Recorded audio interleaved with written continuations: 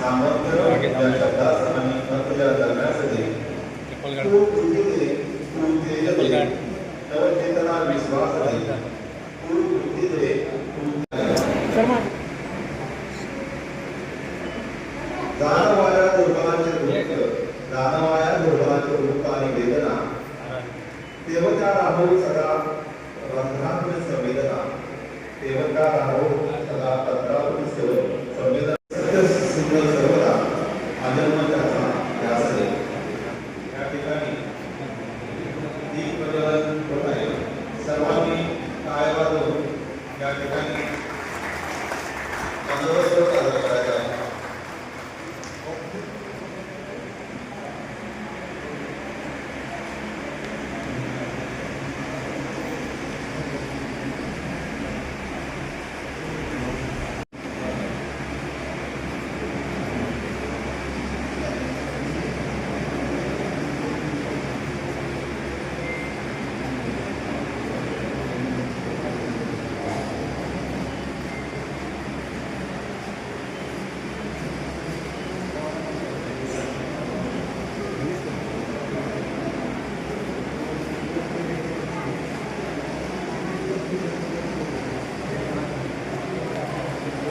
या ठिकाणी दीप प्रज्वलन तसंच प्रतिनिधी पूजन झाले.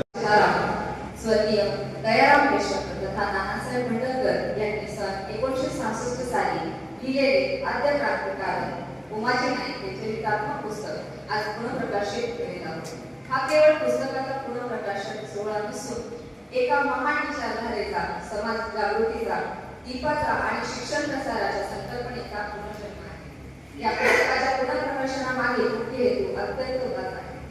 नानासाहेबांनी त्या काळात हे पुस्तक लिहून समाजात जागृती निर्माण केली आणि त्याच्या प्रती विनामूल्य वाटून शासनाचा प्रकाश पर्यंत पोहोचविण्याचा प्रयत्न केला. त्यांचा ठाम विश्वास होता की शिक्षण हाच समाजाच्या उन्नतीचा खरा पाया आहे. आज त्यांच्या विचारांना पुढे नेण्याचा हा एक छोटासा पण महत्त्वपूर्ण प्रयत्न आहे. नानासाहेब भंडरकर यांचे विचार अत्यंत दूरदृष्टीकोन होते. त्यांनी समाजाला शिक्षणाकडे वळण्याचा, स्वतःच्या विकासाबरोबर समाजाच्या प्रगतीसाठी कार्य करण्याचा संदेश दिला. त्यांच्या या विचारांचा परिणाम आज काही प्रमाणात दिसून येतो. आज आपल्या समाजातील शिक्षणाचे प्रमाण साधारणतः 35 ते 40% पोहोचले आहे. ही नक्कीच समाधानाची बाब आहे. परंतु आपण हे लक्षात घेतले पाहिजे की अजूनही अनेक विद्यार्थी 10वी 12वी पर्यंत शिक्षण घेतात आणि त्यानंतर आर्थिक अडचणीमुळे पुढे शिक्षणापासून वंचित राहतात. ही परिस्थिती बदलणे ही आपली सर्वांची सामूहिक जबाबदारी आहे. समाजातील सधन आणि सक्षम बांधवांनी पुढाकार घेऊन गरीब, होतकरू आणि हुशार विद्यार्थ्यांना आर्थिक मदत करणे अत्यंत आवश्यक आहे. केवळ आर्थिक मदतच नव्हे तर योग्य मार्गदर्शन आणि प्रोत्साहन दिल्यास हे विद्यार्थी समाजाचे उज्ज्वल भविष्य घडवू शकतात. आजच्या काळात शिक्षण घेऊन शासन सेवेत प्रवेश करणे, विविध क्षेत्रात आपली ओळख निर्माण करणे ही काळाची गरज आहे.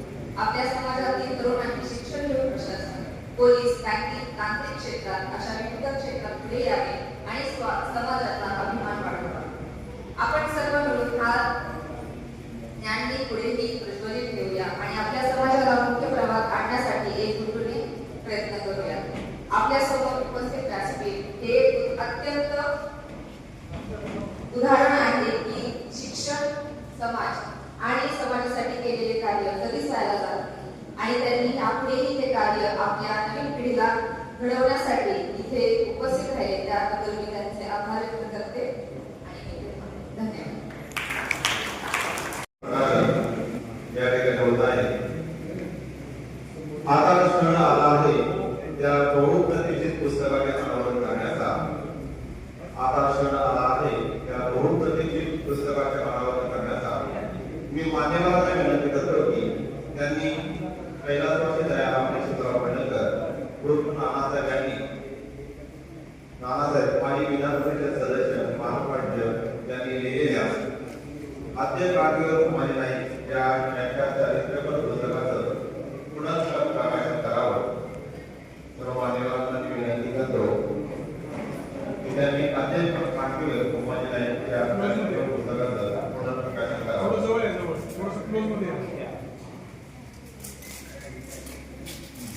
सर्वांनी या ठिकाणी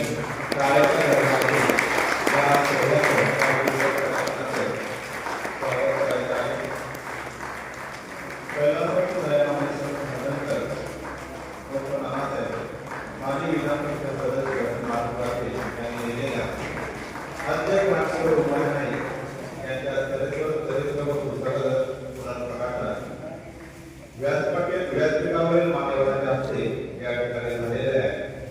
हा पेडणेकर प्रतिमेसाठी सर्वात आनंदाचा क्षण आहे. पुन्हा एकदा जोरदार टाळ्या होऊ द्या.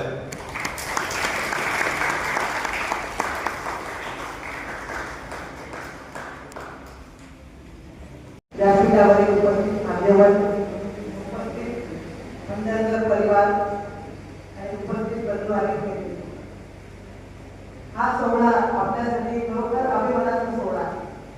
आपले महानायक आद्य क्रांती राजे उपाजी नाईक हे आपल्याला कधी कळलेच नसते जर दयानंद यशवंत मंडळकर तथा नानासाहेब मंडळकर यांनी त्यांचं चरित्र मराठीमध्ये आणलं नसतं.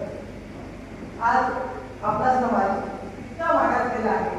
आता आपल्या वक्त्यांनी सांगितलं की 30 ते 35% रामोशी समाजातल्या मुलामुलींची शिक्षणाची प्रगती झाली आहे. खरोखर अशीच अवस्था काहीशी या समाजाची आहे.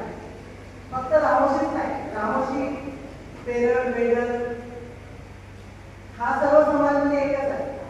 आपण फक्त रामोशी म्हणतो, पण पेरळ, बेडळ हे सगळे रामोशी समाजाची संलग्न जाती आहेत. आद्य क्रांतीवीर राजे उपाजी नाईक यांना दरोडे घराच्या यादीत टाकलं. दरोडे एवढी त्यांना उपाधी होती. आपले हे महान आहे. आपल्याला कळे की केवळ नानासाहेबांमध्ये त्यांचं चरित्र एका इंग्रज अधिकाऱ्यांनी लिहिलं, ते नानासाहेबांनी मराठीमध्ये आणल्यामुळे आपल्याला ते खऱ्या अर्थाने कळाले. आज समाजाची इतकी वाईट अवस्था आहे की शिक्षण हे लोकांपर्यंत अजूनही पोहोचलं नाही. त्या काळी नानासाहेबांनी शिक्षण परिषद निर्माण केली. त्यातून त्यांनी गावोगावी जाऊन त्या परिषदेच्या माध्यमातून शिक्षणाचं महत्त्व सर्व समाजाला पटवून दिलं. त्यासाठी त्यांनी प्रयत्न केले. पण आज खरोखर एवढं शिक्षण पोहोचलं या समाजापर्यंत, ज्यांच्या घरामध्ये महत्त्व पोहोचलं त्यांची मुलं आजही दूषित झाली. स्वतः नानासाहेबांच्या घरामध्ये त्यांची 8 अपत्य, 4 मुली, 4 मुलं, त्यांचंही शिक्षण खूप चांगलं झालं, कारण त्यांनी ती सुरुवात आपल्या घरापासून केली. आज नानासाहेबांची मुलगी म्हणजे माझ्या सासूबाई, त्यांचं एवढं चांगलं शिक्षण होतं, तुम्हाला मी सांगते. त्या दिवसभर घरी असायच्या, त्या दिवसभरात पेपर वाचत असायच्या. दिवसात ज्या काही घडामोडी आहेत, जे काही चाललेलं आहे ते सर्व त्यांना माहीत असायचं. माझ्या मैत्रिणी जेव्हा घरी यायच्या तेव्हा त्या बघायच्या इतक्या वयाची आजीबाई पेपर वाचते. बरोबर मॅडम तुमच्या सासूबाई शिकलेले आहेत? म्हटलं हो, ते शिकलेले आहेत, कारण त्या आमदारांची मुलगी आहे. आणि ते आमदार ज्यांनी त्यांच्या घरातूनच शिक्षणाची सुरुवात केली. सर्वांना चांगले शिक्षण, त्यांची मुलंही चांगली शिकलेली आहेत, त्यांनी मुलीही चांगली. आणि आज माझ्या सासूबाई हा पेपर पूर्ण वाचून टाकतात. दिवसभर पुस्तकाचं थोडं सोडवतात. एखादा शब्द ऐकला तर संध्याकाळी आल्यावर मला विचारतात, बघा हा काय आहे. अख्खा थोडं संध्याकाळी पेपरनंतर पेपरवरचं सुटलेलं असतं. मला खूप अभिमान वाटतो की अशा परिवाराशी मी कुठेतरी जोडले गेले. माझ्या सासूबाईच्या परिवारातल्या असल्यामुळे मी त्यांच्या बापाची सून झाले, पत्नी झाले. त्यामुळे ते नानासाहेबांची राखी होण्याचं मला भाग्य प्राप्त झालं. शिक्षणाचं महत्त्व हे आपल्याला कळलंच पाहिजे, कारण शिकेल तो टिकेल. डॉक्टर बाबासाहेब आंबेडकरांनी सांगितलं, शिक्षण हे वाघिणीचं दूध आहे, जो येणार तो गुरुतेशिवाय राहणार नाही. शिक्षण असेल तर समाजाची प्रगती नाही. नानासाहेबांनी शिक्षणासाठी एवढं मोठं योगदान दिलेलं आहे. आणि त्यांनी सर्वात महत्त्वाचं त्यांचं योगदान म्हणजे आपल्याला हे उपलब्ध करून दिलेलं त्यांचं चरित्र. आणि आज ते त्यांच्या नातवंडांनी पुनर्प्रकाशित करून पुन्हा एकदा समाजाला एक अमूल्य अशी भेट दिली आहे. समाज त्यांचा कायम निवडील आहे. एवढं बोलून मी थांबते. ते मला आज सर्वांची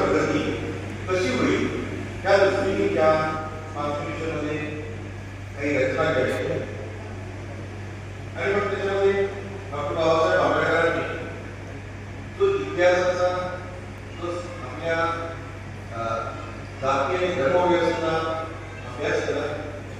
त्याच्यातून त्याच्या लक्षात आलं की बऱ्याचशा अशा जाती आणि जमाती ह्या बॅकवर्ड आहेत.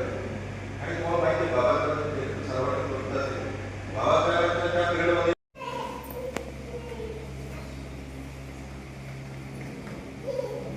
सर्व मान्यवर या ठिकाणी या दोन परिसरातील सर्व साहित्यप्रेमी त्याचबरोबर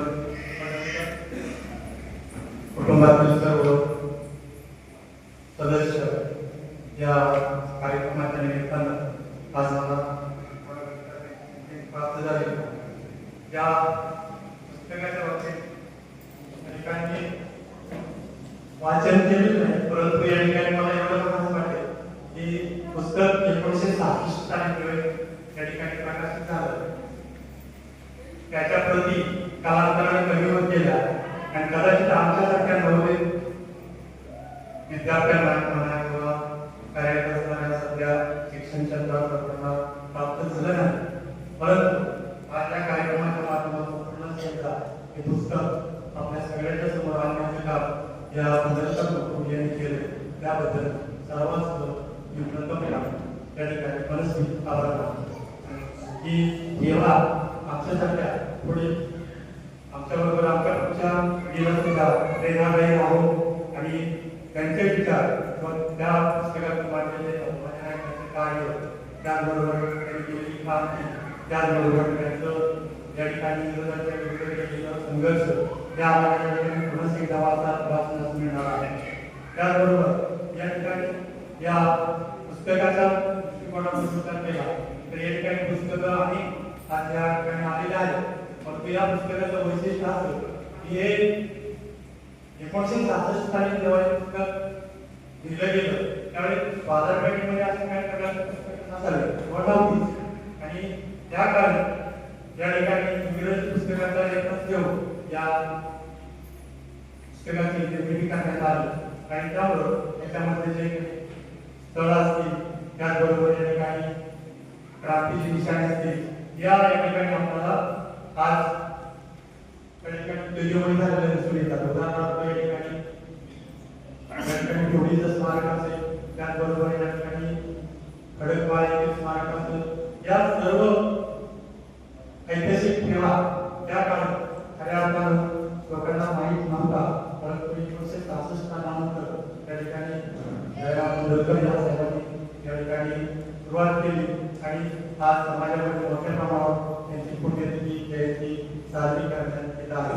हे खरंच या ठिकाणी आपल्या माननीय आमदार साहेबांचं आहे आणि अशाच पद्धतीनं या ठिकाणी खूप मोठ्या प्रमाणावर लोक हे साजरे करताना जेजूर या ठिकाणी किंवा भिवडी या ठिकाणी आणि खडकवाळ या ठिकाणी मोठ्या प्रमाणात लोक जमायला सुरुवात झाली. त्याची सुरुवात कदाचित मला वाटते इथूनच झाली असावी असं या ठिकाणी मला वाटतं आणि या कार्यक्रमाच्या निमित्तानं मनोगत व्यक्त करण्याची मला संधी दिली त्याबद्दल मान्यवरांचं मी या ठिकाणी आभार मानतो आणि माझं म्हणणं या ठिकाणी थांबवतो कारण बऱ्याच लोकांना या ठिकाणी आपले विचार मांडायचे त्याबद्दल थांबतो.